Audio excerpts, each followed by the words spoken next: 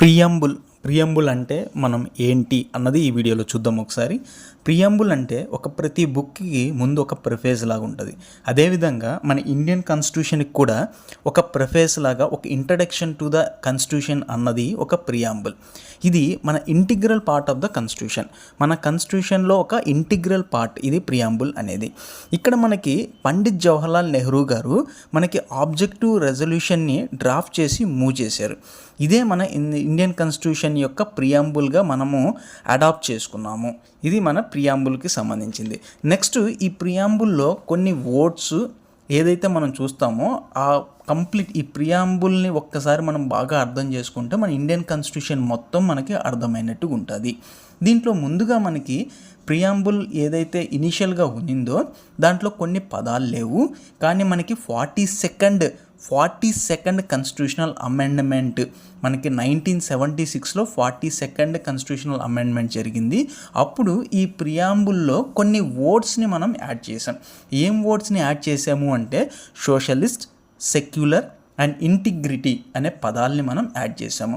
అసలు మనకి ఒక కాన్స్టిట్యూషన్కి ఒక ప్రియాంబుల్ ఉండాలి అన్న ఐడియా ఎక్కడి నుంచి మనం తీసుకున్నాము అంటే యూఎస్ఏ నుంచి మనం తీసుకున్నాము. సో మన కాన్స్టిట్యూషన్స్ నుంచి కూడా చాలా అదర్ కంట్రీస్ నుంచి మనము వాళ్ళ దగ్గర ఉన్న రూల్స్ అండ్ రెగ్యులేషన్స్ని ఇన్స్పైర్ అయ్యి మనం కొన్ని కాన్స్టిట్యూషన్లో ఉండే ఏదైతే మనకి లా ఉందో దాన్ని మనము అడాప్ట్ చేసుకున్నాం అదర్ కంట్రీస్ నుంచి. అదేవిధంగా ఈ ప్రియాంబుల్ని మనము యూఎస్ఏ కాన్స్టిట్యూషన్ నుంచి బారో చేసుకున్నాం మనము. సో ఇది మన అసలు ప్రియాంబుల్ ఏంటో ఒకసారి చూద్దాం. ప్రియాంబుల్ ఏముంటుంది అంటే we the people of India having solemnly resolved to constitute India into a sovereign, secular, democratic republic and to secure to all its citizens justice, social, economic and political, liberty of thought, expression, belief, faith and worship, equality of status and of opportunity, and to promote among them all fraternity, assuring the dignity of the individual and the unity and the integrity of the nation. In our Constituent Assembly, this 26th day of November 1949, do hereby adopt, enact and give to ourselves this Constitution.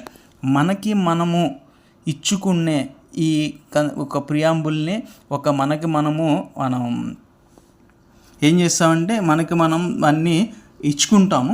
So దాన్ని మనం preamble అంటాము. మనకి 26th November 1949లో మనం దీన్ని adapt చేసుకున్నాము.